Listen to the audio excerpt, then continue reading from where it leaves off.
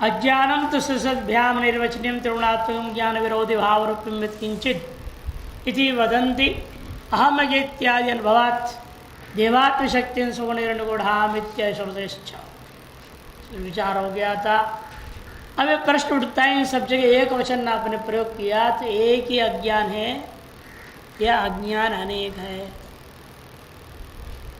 आपकी व्याख्या भी अज्ञानम एक वचन है, श्रुति भी देवात्म शक्तिम एक वचन है। तो इसीलिए प्रश्न उठता है। और मायांत प्रकृति विद्या वहाँ भी एक वचन है। तो फिर अनेक जीववाद में अनेक जीव कैसे यह व्यवस्था बनेगा? बद्ध मुक्त की व्यवस्था कैसे हो जाएगा? तब सिद्धांत में जवाब दे रहे इदम अज्ञानम समष्टि व्यष्टि विप्रायेण एकम अनेकम इति च व्यवह्रियते। यद्यपि अज्ञान एक ही है, लेकिन समष्टि दृष्टिकोण से एकत्व व्यवहार करता हूँ और व्यष्टि दृष्टिकोण से अनगत्य व्यवहार किया जाता है।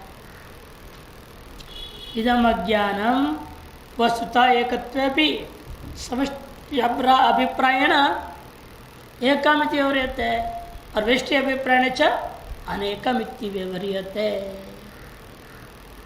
तथा ही विस्तार में समझाएंगे। व्यवहार मात्र से होता है कि श्रुति बृहदारण्यक उपनिषद में स्पष्ट ही है। पुरश्चक्रे द्विपदा पुरश्चक्रे चतुष्पदः पुरः स पक्षी भूत्वा पुरः पुरुष आविशत। पहले 2 पैर वालों को बनाया, फिर 4 पैर वालों को बना दिया और वही पक्षी होकर इस पुर में प्रवेश कर गए। रूपम रूपम प्रतिरूपो बभुवा तदस्य रूपम प्रतिचक्षणाय। बृहदारण्य का ये भी है 2.5 18 और 2.5 19 में वर्णन आता है। रूपम रूपम प्रतिरूपो बभुवा, प्रत्येक रूप के अनुरूप व चैतन्य आत्मा होते गया। तदस्य प्रतिरूपम प्रतिचक्षणाय, उसका यह स्वरूप जो अनंत रूप जो बना है केवल उसी के अनुभव करने के लिए। ऋग्वेद में भी है 6:47-18। अतएव स्पष्ट है अनेक जीव के कारण से अनेक ज्ञान मानना। वह व्यवहार एक अज्ञान मान लेने पर कैसे होगा? ताकि देखो, हमेशा ही पहली बार बता चुका हूँ 3 वाद हैं हमारे यहाँ। सृष्टि दृष्टिवाद, दृष्टि सृष्टिवाद और अजातवाद। सृष्टि दृष्टिवाद में अनेक जीववाद है। जागृत काल में आपको स्व से भिन्न अनेक जीव अनुभव में आते हैं जिन पर आपका कोई नियंत्रण नहीं है। संबंध के अनुसार व्यवहार हो जाते हैं, लेकिन स्वप्न में जो कुछ भी आप देखते हो सब कुछ आपके अधीन ही है। इसलिए आपके जगते ही वो सब आपके साथ साथ वो मिट जाएंगे। आपने चाहा स्वप्न से बाहर आना, प्राण कर्म भोग क्षय हो गया स्वप्न का, आप सुषुप्त में चले गए या जागृत में लौट आते हैं तो स्वप्न के सकल पदार्थ मिट जाता है। वो दृष्टि सृष्टिवाद है, माने आप ही सब कुछ हुए, जड़ चेतन जो कुछ भी था। उस अवस्था में प्राप्त साधक जो चिंतक होता है उसके लिए एक जीववाद है। एक ही आप हैं जो अनंत रूप बने हुए हैं। और अजातवाद में न जीव है, न बंधन है, न मोक्ष है, न कुछ नहीं, समाप्त हो जाता है।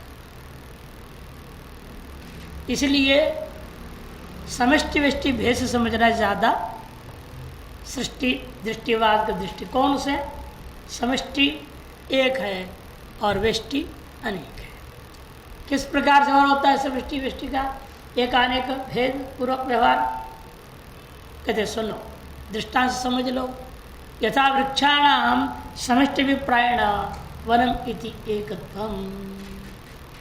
जैसे वृक्ष है, अनेकों वृक्ष है, लेकिन वहाँ समष्टि विप्राय से सकल वृक्षों को मिला करके एक संज्ञा प्रयोग हो जाता है, वनमिति एक व्यपदेशो, एक व्यवहार हो गया वनम एक वचन के साथ।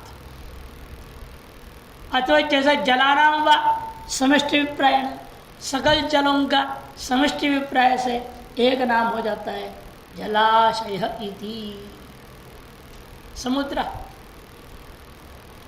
तथा नानात्व प्रतिभासमानानां जीवगत ज्ञानानां समष्टि विप्रायण तदेकत्व प्रदेशो, इसे नानात्वेन प्रतिभासमान जीवगत जो अनंत अज्ञान है उनका समष्टि विप्राय से एकत्व प्रदेश हो जाता है।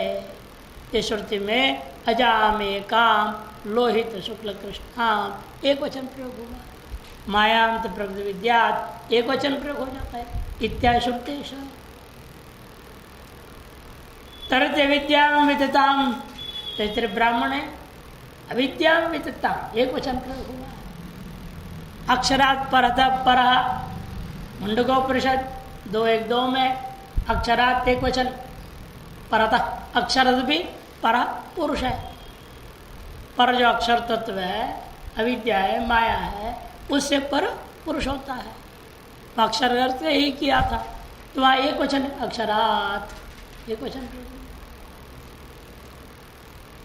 ये समष्टि क्या है? यम समष्टि, ये जो अज्ञान समष्टि जो कहा गया अभी वो क्या है? ये कहते यह एक उत्कृष्ट उपाधि है, उत्कृष्ट उपाधि है। उत्कृष्ट उपाधि का मतलब क्या है? उत्कृष्टता उपाधि में, उपाधि उत्कृष्टता यही है वह मोह का आपादन न करे। जीवों की जो उपाधि भूता जो प्रत्येक अज्ञान अलग अलग अज्ञान है जो ये क्या करता है? मोह का आपादन कर देता है। और मोह होने पर फिर शोक आएगा ही उसका पीछे पीछे, तो शोक मोहग्रस्त हो जाता है। इसलिए व्यष्टि अज्ञान मोहापादक है और समष्टि अज्ञान मोह का अनापादक है, अतएव उसको उत्कृष्ट उपाधि कहा जाता है। और मोह आपादन करने से निकृष्ट उपाधि है। माने ईश्वर कभी मोहग्रस्त होता है क्या? समष्टि उपाधि वाला कौन है? ईश्वर है, उसके अंदर मोह होगा क्या? उसको हर वक्त पूर्णतया विवेक, क्योंकि सर्वज्ञ है सर्ववित्त है, उसमें क्या मोह है? भाई सभी पेड़ है, सैकड़ों पेड़ है, आम का भी है कटहल का भी, सबका पेड़ है, इन सबका गुण चला जाएगा वनम कहने से? वन में जाएगा आम का गुण, कटहल का गुण, अमृत का गुण सब वन में आएगा क्या? शब्द व्यवहार होता है, कोई गुण नहीं जाता है। आपके शरीर के अंदर करोड़ों कीड़े घूम रहे, कीटाणु है या नहीं? बैक्टीरियास हैं, वायरस हैं, क्या क्या है, दुनिया भर नाम से कहा जाता है। रक्त कोशिकाएं आरबीसी नहीं, white blood cells WBC, corpuscles होते हैं नहीं, red blood corpuscles, white blood corpuscles, सब अलग अलग जीव है। क्या उन जीवों का गुण आप पर असर कर रहा है जिन सब पर आप अभिमान कर रहे? आप समष्टि हो, ये सब वेष्टियाँ हैं ना, अंदर करोड़ों हैं वेष्टि अंदर में। उन करोड़ों वेष्टियों का अभिमान कौन कर रहे हैं? आप समष्टि कर रहे हैं। क्या उन करोड़ों वेष्टियों के प्रत्येक वेष्टि का गुण आप पर असर करता है कुछ? फिर हम जीवों का कैसे असर कर जाएगा ईश्वर पे?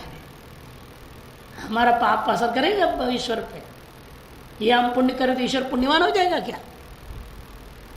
हमारे पुण्य पाप से कोई संबंध नहीं है।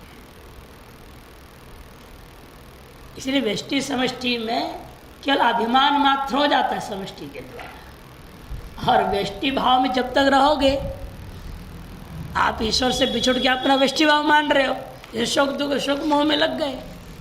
आपका जो व्यष्टि अज्ञान है यही आप में मोह को पैदा कर दिया।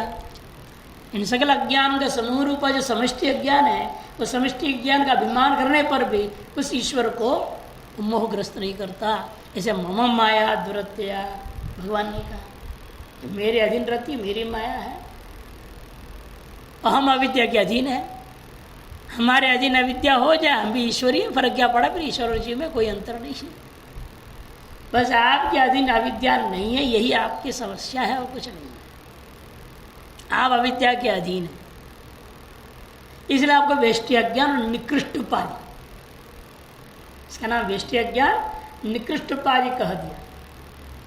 और उसकी जो माया है या अविद्या कुछ भी कहो, वो क्या है? वो परमात्मा के अधीन, ईश्वर के अधीन, माया के अधीन ईश्वर नहीं है, इसलिए उसको उत्कृष्ट उपाधि, मोह का अनापादक इसलिए कहा गया।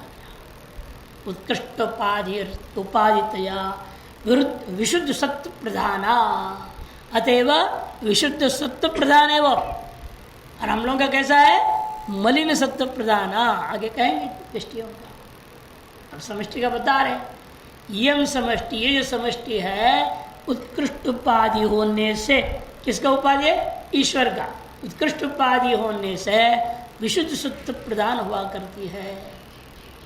एतद उपहितम चैतन्य, आगे ना भी, उसी उपाधि से उपहित जो चैतन्य है उसी का नाम आगे कह दिया ईश्वर इति च व्यपदिश्यते। कैसा है वो ये चैतन्य? सर्वज्ञत्व, सर्वेश्वरत्व, सर्वनियंत्रित्व आदि गुणकम अव्यक्तम अंतर्यामी जगद कारणम ईश्वर इति च व्यपदिश्यते। अलग अलग गुण को लेकर के अलग अलग नाम हो जाता है उसका।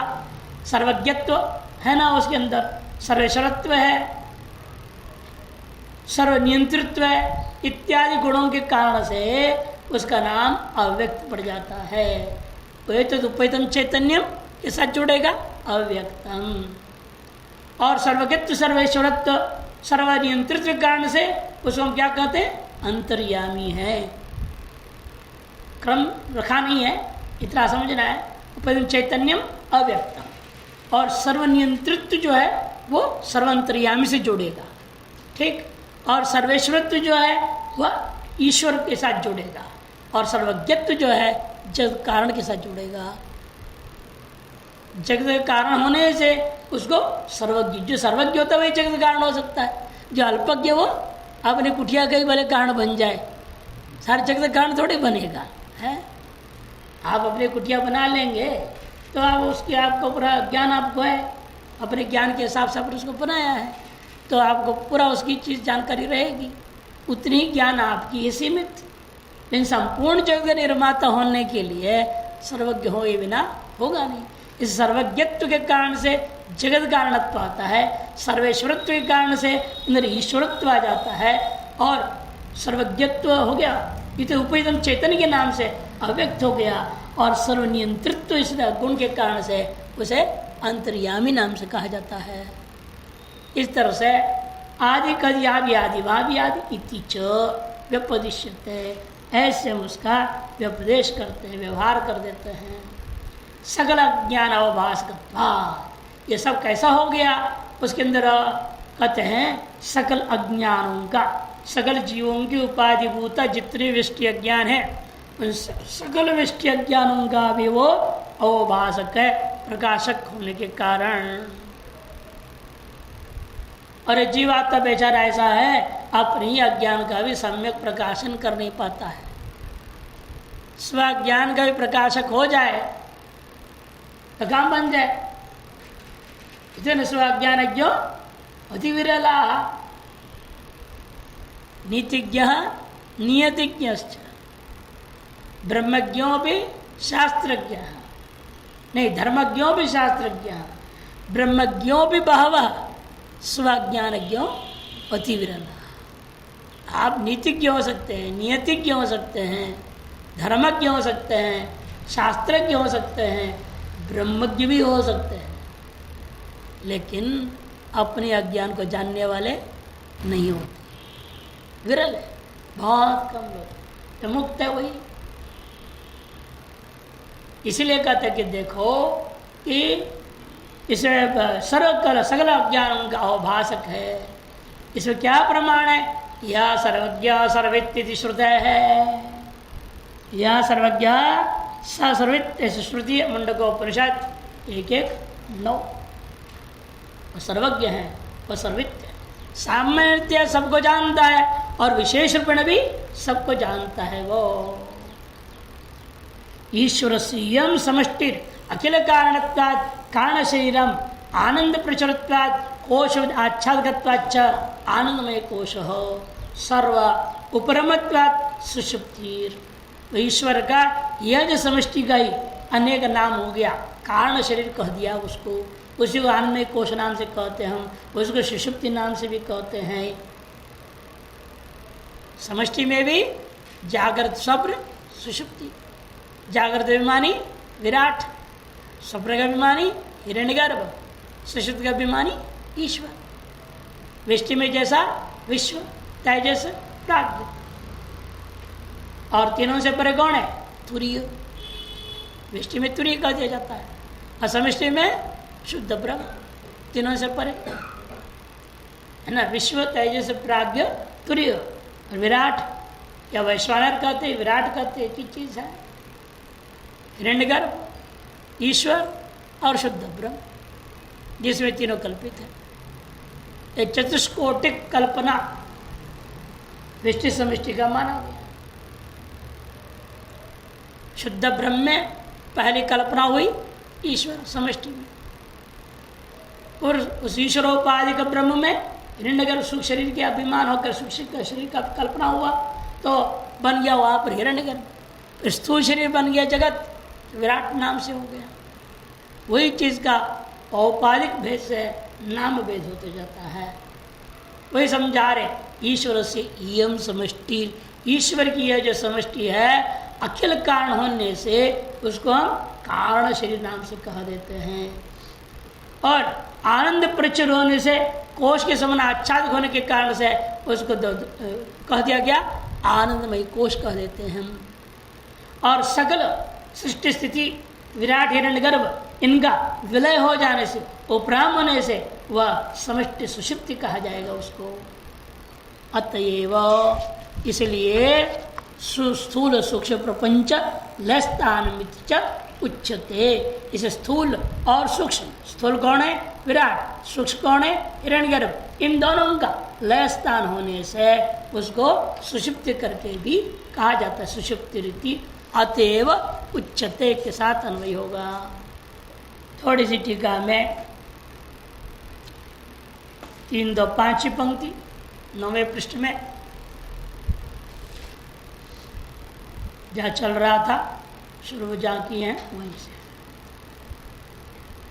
कहते हैं कि देखो, नाना जीवगत निकृष्ट अंतःकरण व्यष्टि उपाद्य अपेक्षया समष्टिपाद्य रस विलक्षण दर्शयति। नाना जीवगत निकृष्ट जो अंतःकरण को बनाने वाला उपाधि विशेष जो है, अनेक अज्ञान है, उसकी अपेक्षा से समष्टि को उपाधि भूता जो अज्ञान है वह विलक्षण है। इस बात को दर्शाने के लिए यम समष्टि से आरंभ हुआ। विगत रागादि दोष सकल कार्य प्रपंच से जगत कारणभूत से अज्ञान से समष्टिभूत उत्कृष्ट उपाधि विशुद्ध सत्व प्राधान्य में भाव। विशुद्ध सत्व प्रधान क्यों है वो, और उत्कृष्ट उपाधि के नाम से क्यों कहा गया?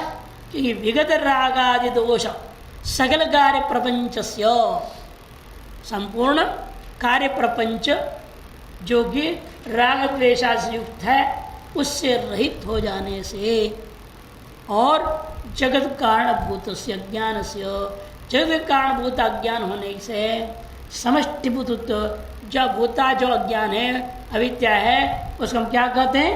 उत्कृष्टोपाधि ही, उत्कृष्टोपाधि नाम से कहा गया। अतएव विशुद्ध सत्व प्राधान्य भाव। एक समष्टिपाधि द्वारा ईश्वरी चैतन्य लक्ष्यति। इस समष्टिपाधि के द्वारा जो तदुपहित कौन है? ईश्वर चैतन्य लक्षित कर दिया। इसे कहते तदुपहितम चैतन्य ईश्वर।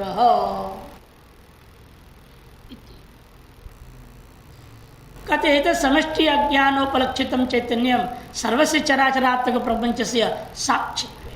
ये जो समष्टि अज्ञानोपलक्षित जो चैतन्य ईश्वर जिसको नाम से कह दिया, वह कैसा है? सर्वस्य चराचरात्मक प्रपंच से, चराचरात्मक समस्त प्रपंच का साक्षित्वेन, साक्षी होने से सर्वज्ञ इति उच्यते, उसको सर्वज्ञ नाम से कह दिया। सर्वेषां जीवानां कर्मानुरूप ईप्सित फलदातृत्व न ईश्वरित्युच्यते है। जीवों को अपने कर्मानुरूप फल को प्रदान करने वाला होने के कारण उसको ईश्वर शब्द से कह दिया। तथा सर्वेषां जीवानां अंतर्हृदय स्थित्व बुद्धि नियामकत्वेन अंतर्यामीत्युच्यते। इस नियामक को इसको अंतर्यामी नाम से कह दिया। और सर्वशिक्षाराचरात्मक प्रपंचस्य विवर्त अधिष्ठानत्वेन, विवर्त अधिष्ठान होने से जग कारण होने कभी उसका व्यपदेश करके कारण शरीर नाम से भी कह दिया जाता है। समष्टि कारण शरीर कह दिया उसको। उस उक्तार्थ में युक्तियां फिर आगे दे दी, युक्ति माँ सकल इत्यादि। उसका दृष्टांत में समझा यथा वनस्य व्यष्टिभिप्रायेण वृक्षाः इत्यनेकत्वोपदेशो। अब अनेक जीव के लिए आ रहे, जिस प्रकार से वन का व्यष्टिभिप्राय से विचार करेंगे तो क्या होगा? वनस्य व्यष्टिभिप्रायेण वृक्षाः, ऐसे बहुवचन हो गया। वनम एक वचन था समष्टि अभिप्राय से। अब प्रत्येक वृक्ष का व्यष्टि अभिप्राय से विचार करूंगा तो क्या कहूंगा? वृक्षाः। जैसे यहाँ शरीर में भी अनेक अवयवों को लेकर कहूंगा अवयवाः, और इन सकल अवयवों से विशिष्ट एकत्व ग्रहण करूंगा उसको अवयवी कहा जाता है। शरीरी, शरीर में शरीरम एक वचन हो गया, और हस्तादय अनेक वचन बहुवचन हो जाता है। इसी वजह सभी में समझना है ऐसे ही। इति अनेकत्व उपदेश यथा वा, अथवा इसी प्रकार जो समुद्र एक वचन था, जलाशयस्य समुद्रस्य व्यष्टिभिप्रायेण, व्यष्टिभिप्राय से क्या कहा जाएगा उसको? जलानीति, जलम जले जलानी, बहुवचन हो जाता है व्यष्टिभिप्राय से। अनेकत्व उपदेशो इति यथा, तथा यथा दो दृष्टांत, दोनों दृष्टांत में हटा दिया। अब करे तथा अज्ञान से व्यष्टिभिप्रायेण तद अनेकत्व उपदेश। अज्ञान के भी व्यष्टि दृष्टिकोण से अनेकत्व हर हो जाता है। तब श्रुति कहती है इंद्रो माया भी पुरुरूपयते, माया भी बहुवचन का प्रयोग हुआ, पुरुरूप ईयते इत्यादि श्रुते है। श्रुति ऋग्वेद 6:47-18 क्रमांक नीचे दिया है टिप्पण में, इत्यादि श्रुते है। तत्र व्यस्त समस्त व्यापित्व व्यष्टि समष्टिता व्यपदेशा, इसे व्यस्त का भी व्यापक है और समस्त को भी व्याप्त कर लेता है अज्ञान। व्यस्त और समस्त सबका व्यापी होने से उसका व्यष्टि समष्टि नाम व्यवहार मात्र होता है, नहीं तो उसका वास्तविक नाम केवल अज्ञान है। बस अज्ञान कहो, अविद्या कहो, माया कहो, एक ही नाम है। लेकिन वह व्यष्टि व्यस्त उपाधियों से जुड़ने से, उसका भी अधिष्ठान कारण होने से उसको व्यष्टि नाम पड़ गया, और समस्त को व्याप्त कर लेने से समष्टि नाम व्यवहार हो गया। उसमें समष्टि और बता दी ये समष्टि, अब बता रही ये व्यष्टिर। ये जो व्यष्टि कैसी है? निकृष्ट उपादित्या मलिन सत्व प्रधाना, ठीक है। उनमें क्या कहा था? उत्कृष्ट उपादित्या विशुद्ध सत्व प्रधान, और आप कह रहे हैं मलिन निकृष्ट उपादित्या मलिन सत्व प्रधाना। निकृष्ट उपाधि होने का मतलब यही है, यह अज्ञान आप पर मोह से आच्छादित कर दिया, मोहापादन कर देना, यही इसकी निकृष्टता है। किसी भी चीज़ की निकृष्ट उत्कृष्ट व्यवहार जो होता है वह केवल उसके कार्य को देख करके होता है। मैं आप एक उत्कृष्ट संत क्यों कहेंगे कोई? तो आपके व्यवहार देख कर कहेंगे। वे तो शांत स्वभाव में बैठे रहते हैं, आत्मचिंतन में लगे हुए हैं, तो आपको उत्कृष्ट संत तो कहेंगे। और पंचवेद प्रयोग कर रहे हैं, नागादि जैसे बीड़ी सिगरेट पी रहे हैं, तो क्या कहेंगे? बेकार महात्मा है, निकृष्ट कहते। अतएव वास्तव में वस्तु में निकृष्ट उत्कृष्टता नहीं है, इसलिए अज्ञान निकृष्ट न उत्कृष्ट है, न मलिन सत्व न शुद्ध सत्व, केवल सत्व है। लेकिन मोह आपादन और मोह का अनापादन, मोह आपादन कर दिया, जैसे शोक आदि से ग्रस्त होकर संसारी हो जाता है जीव, तब उसका नाम निकृष्ट उपाधि हो जाता है। और मोह का अनापादक होते हुए इस सृष्टि पर जो है नियमन करने वाला जब हो जाते हो तब उसका नाम उत्कृष्ट उपाधि का। इसलिए कहते निकृष्ट उपायतया मलिन सत्व प्रधाना एतदुपैतम चैतन्यम एतार्श निकृष्ट उपाधि मलिन सत्व प्रधान है वह से उससे उपहित जो चैतन्य है वो कैसा होता है। जैसे उपहित चैतन्य वहां कैसे था, सर्वज्ञ कहा था ना, सर्वज्ञत्वादि का। और यहाँ क्या है, ये अल्पज्ञत्व। ईश्वरत्व था, यह अनिश्वरत्व। और सर्वनियंत्रित्व था, यहाँ पर स्वनियंत्रित्व भी नहीं है।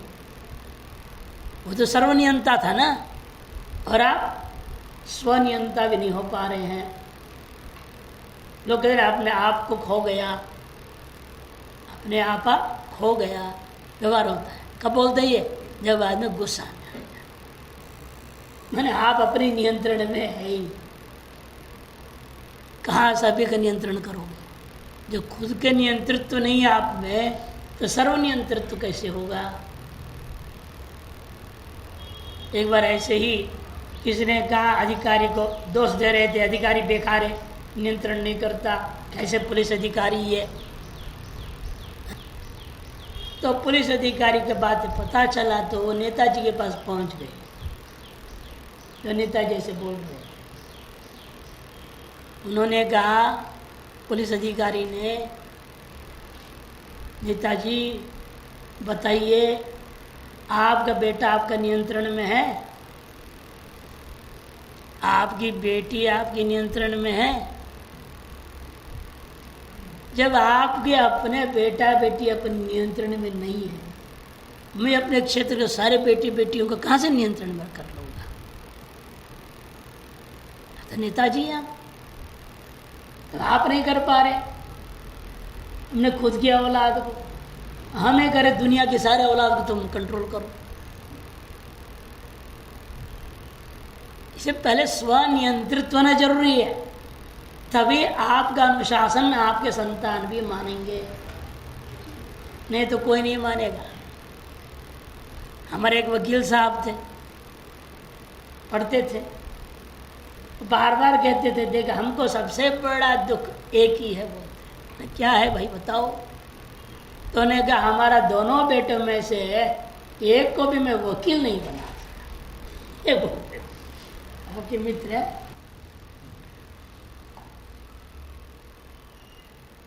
एक तो इंजीनियर हो गया, पता नहीं कुछ और, कुछ और कुछ हो गया, वकील नहीं बना। ने बहुत समझाया, बहुत कोशिश किया उन्होंने, एक तो बन जाए, एक भी नहीं सुने। यदि खुद दूसरों को सुनते होते, शायद उनके बच्चे भी सुन लेते। खुद अपनी चौधराहट में रहे, किसी के नहीं सुने होंगे, तभी तो नतीजा भुगतते। इसलिए आप चाहते हैं हम हमारी बात दूसरा माने, तो पहले आप जो है खुद दूसरों का मानने के लिए तैयार रहिएगा। कि वेद ने सीधे कि ये कानून सीधे सीधे बता दे मनुष्य के उद्धार के लिए। आत्मन प्रतिकूलानि परेशान मां समाचार्य। आप चाहते हैं आपको कोई गाली न दे, फिर आप किसी को गाली न देना शुरू करिए। अपने शुरू करो, आप किसी को गाली मत दो तो कोई आपको गाली दे नहीं सकता। आपके सामने आते उसका मुंह ठंडा पड़ जाएगा, चाहे जितना गुस्सा आवे और जितने पंचमेद प्रयोग करने वाला होगा, आपके सामने मुंह नहीं खोल पाएगा। लेकिन आप खुद दिए जा रहे खुद पे और दूसरों को, पत्नी को उल्टी सीधे गाली देता, बच्चों को गाली देके बातें करेगा, और चाहे बच्चा आपसे गाली देके बात, कल तो बच्चा भी बोलेगा। छोटा है तो बेचारा मजबूरी चुप रहता, क्यों तो चाटा मार देगा, लेकिन बड़ा होने के बाद पूरी बदला लेता है। वो बाप को भी कम नहीं बोलेगा गालियां उनसे, और कई तो लात भी मार देंगे, बाहर कर देते बच्चे। ये तुमने किया ना पहले, अब उसका नतीजा भुगतो। इसीलिए नियंत्रण करने के तरीके होते हैं, युक्ति से होता है, उपाय से, प्रेम से होता है। प्रेम से किसी को भी वश में कर सकते, पशु भी वश में आते प्यार से। जो कुत्ता भौंकते रहेगा, एक बिस्कुट फेंक दो, थोड़ा शांत हो जाए, फिर थोड़ा हाथ फेर दो, फिर आगे पीछे ही पूंछ हिलाए घूमते फिरते रहेगा। यदि आप उसका डंडे दिखाओ और से तो भौंकेगा वो, लेकिन मरने आ रहा है। इसीलिए व्यवहार में आत्मन प्रतिकूलानि परेशान मास, वैदिक मंत्र ऋग्वेद का है। इसलिए कहते हैं आप में अच्युत्व आया है, अनिश्रत्व आया है, अनियंत्रित्व है आप में इत्यादि गुणकम, ऐसे आप जीवात्मा का नाम रख दिया गया है। जिसमें क्या नाम रखा था? ईश्वर। यह नाम आपका है प्राज्ञा। एक अज्ञान वो कैसा था? सकल अज्ञान अवभाषक था। और आप कैसे हैं? आपके अपने एक अज्ञान के वास्तव में अवभाषकत्वात्, आप अपने अज्ञान के अवभाषक हैं, प्रकाशक हैं। तभी आप कहते हो हम अज्ञ हो, मैं अज्ञ हूं। ऐसा बोलते वक्त आप अपने अज्ञान को प्रकाशन कर रहे हैं, लेकिन फिर भी आप अज्ञान के अधीन रहते हैं। आप अपने अज्ञान को जान रहे हैं, तभी तो बोल रहे हैं हम अज्ञ। ऐसा हम सुखी कब बोलेगा? जब सुखानुभव करता है तब ना। हम दुखी कब बोलेगा? जब दुखानुभव करेगा। तो हम अज्ञ कब बोलेगा? वो जब अज्ञान को अनुभव करता है।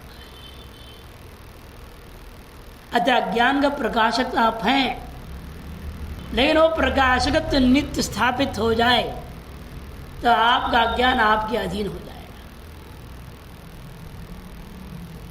यत्किंचित क्षणों के लिए अपने अज्ञान को स्वीकार करते हुए तत्प्रकाशन करता हुआ अहम अज्ञ शब्द प्रयोग कर लेते हो, लेकिन सच्चाई से उस अज्ञत्व को आप स्वीकार नहीं करते। अपने आप फिर साबित करने की कोशिश, मैं भी कुछ जानता हूं। एक महात्मा आते थे पढ़ने में, बस यही उनका था, मैं भी कुछ जानता हूँ, दिखाना है लोगों के सामने, कुछ न कुछ बट बोलता शुरू कर देते। हाँ, तो जरूरत है ही नहीं। प्रश्न पूछो तो स्वागत है, और अनावश्यक बीच में टीका टिप्पण करो, व्याख्या करो, तो स्वाध्याय में स्वीकार है क्या? ये उनको दिखाना है मैं समझ रहा हूँ, या मैं समझ चुका हूँ। इसे कुछ रोज बोलते थे। कईयों ने शिकायत के अंत में एक दिन जबरदस्त उनको हमने इंजेक्शन दे दिया, कोविड इंजेक्शन, वैक्सीन। और 2 गज दूरी नहीं, अब 2000 गज दूरी हो गई अपने आप। तो इसीलिए व्यक्ति को समझना चाहिए कि तुम कहाँ बैठे हो, क्या बोलना क्या नहीं बोलना, दूसरों के अनुकूल है कि प्रतिकूल है। प्रश्न तो सबके लिए अनुकूल होता है, कि सभी जिज्ञासु बैठे हुए हैं। इसलिए कहते हैं कि ये जो है स्व अज्ञान का, एक अज्ञान का अवभाषक होता है, जबकि ईश्वर कैसा है? सर्व अज्ञान, सकल अज्ञान का अवभाषक। ये दोनों में परस्पर फर्क करते जा रहे हैं। अस्य प्राच्यत्वम अस्पष्ट पादितया अनति प्रकाशकत्वात् अस्यापि इयम अहंकारादि कारणत्वात् कारण शरीरम आनंद प्रचुरत्वात् कोशविद आच्छादकत्वाच्च आनंदमय कोश सर्वोपरामत्वात् सुषुप्तिर अतएव स्थूल सुख शरीर प्रपंच लय स्थान मिति च उच्यते। जो जो ईश्वर में घटाया वो सब जीव में भी घटा रहा है, व्यष्टि अज्ञान को लेकर। अस्य प्राच्यत्वम अस्पष्ट पादितया, देखो कभी कभी अज्ञान तो देख रहे हैं, हम अज्ञ बोल रहे हैं, लेकिन स्पष्ट नहीं, अस्पष्ट उपाधितया, मलिन सत्व होने के नाते अस्पष्ट उपाधि है। विशुद्ध सत्व होगा तो स्पष्ट उपाधि वाला हो जाएगा। जैसे गंगा जल देखिए, इस समय जाइए देखाइए गंगा जी, अंदर क्या दिखेगा आपको? कुछ। कारण क्या है? मलिन जल है। 4 महीने बाद जाइए, अंदर क्या क्या पड़ा सब आराम से हर चीज दिखाई देता है। क्यों? विशुद्ध जल है। विशुद्ध उपाधि की ये विशेषता है, स्वांतपाति सब कुछ को जान पाता है। और मलिन सत्व का यही समस्या है, स्वांतपाति कुछ भी उसको ज्ञान नहीं होता।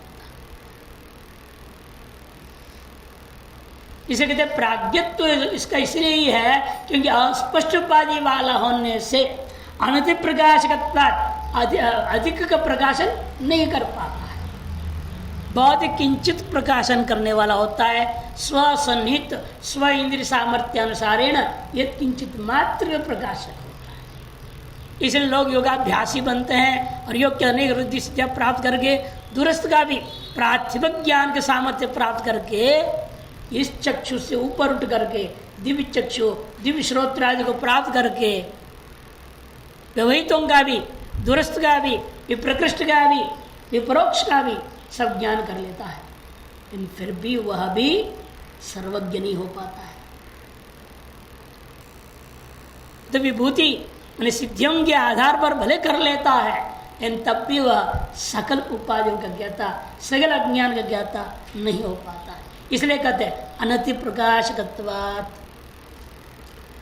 अस्यापि इयम् अहंकारादि कारणत्वात्। इस जीव का भी यह जो उपाधिभूत ज्ञान विद्या है वह व्यष्टि क्या है, अहंकारादियों का कारण होने से कारण शरीरम, कारण शरीर कह दिया उसको। ईश्वर में क्या है, संपूर्ण जगत का कारण होने से उसके अंदर था, बैठा हुआ था। वो वहां पे कैसे बैठा हुआ रहता है, बीज रूपेण संस्कार रूपेण रहता है। यदि आप भी जागृत और स्वप्न में ब्रह्म में लीन हो जाते हैं कि बुद्ध सत्ता सौम्य संपन्न भवती, उसके बावजूद क्या होता है, यहाँ तक संस्कार शेष रह जाता है।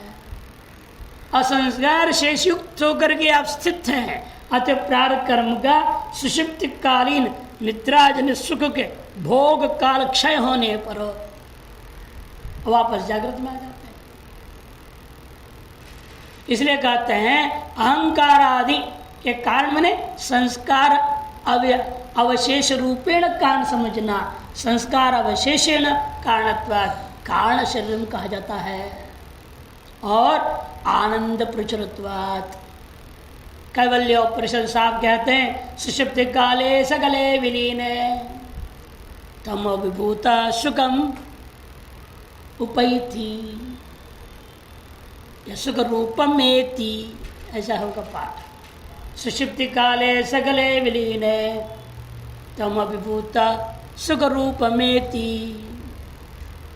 कहते हैं सुषुप्ति काल में सकल मैंने जागृत स्वप्न का विलीन होने पर भी अज्ञान से विभूत हुआ होने पर यह सुख स्वरूप का अनुभव करता है, सुख रूप में। अतएव कहते आनंद प्रचुरत्वा कोशवत आच्छादकत्वाच्च, कोश के समान आच्छादक होने के कारण से इसका नाम आनंदमय कोश है, व्यष्टि का आनंदमय कोश है। और सर्वोपरमत्वात् सुषुप्ति जागृत और स्वप्न इन दोनों का उपरम होने से वह सुषुप्ति है। इसी बात को स्पष्ट करते हुए कहा स्थूल और सूक्ष्म। स्थूल क्या है, विश्व। सूक्ष्म क्या है, तेजस। व्यष्टि का स्थूल का नाम विश्व होता है, समष्टि, और सूक्ष्म का नाम व्यष्टि के सूक्ष्म का नाम तेजस होता है। व्यष्टि और तेजस इन दोनों का विश्व और तेजस व्यष्टिगत इन दोनों शरीरों का प्रपंच का विलय हो जाना, वो जो विस्तार अनुभव हो रहा था उसके विलय हो जाना, तार विलय स्थान होने से भी इसका नाम सुषुप्ति पड़ गया है। इति च उच्यते। तथा च उत्तम, नीचे श्लोकों के देखिए दे रहे वाक्य सुधा आचार्य शंकर की है, वहां से लये फेनस्य तद्धर्मा द्रवाद्य सुस्तरंगके तस्यापि विलये नीरे तिष्ठन्त्येते यथा पुरा। जल था, शांत था, कुछ भी वहां नहीं था। थोड़ी सी हवा के झोंक लगने से उस लहर उठी, उन लहरों के आपस में टकराने से बुदबुद फेन हो गए, बुदबुद फेन हो गए। और बुदबुद फेन आदि का लय होने पर तब क्या बचता है, तद्धर्मा द्रवाद्या तरंग के, द्रव होकर के वह तरंग रूप में रह जाता है। बुद्ध फेन लय हुआ कहाँ पे, तरंगों में। और तरंग भी जब शांत हो जाए, विलय हो जाए, तब क्या बचता है, वापस जल, शांत जल ही दिखाई देता है। उसी प्रकार आपके जागृत बुद्ध फेन के समान है, और स्वप्न तरंगों के समान है, सुषुप्ति शांत जल के समान है। व्यावहारिक जीवस्य लय स्यात् प्रातिभासिके तल्लये सच्चिदानंदा पर्यवस्यन्ति साक्षिणी। व्यावहारिक जीवस्य लय स्यात् प्रातिभासिके, व्यावहारिक ये जो जीव का जागृत अवस्था है ये क्या होता है, प्रातिभासिक स्वाप्निक जो जगत है उसमें विलय हो जाता है। और वो स्वाप्निक जगत कहाँ जाता है, तल्लये सच्चिदानंदा परिवस्यन्ति साक्षिणी, साक्षी में विलय हो जाने से सच्चिदानंद रूप में वह परिवसित हो जाता है।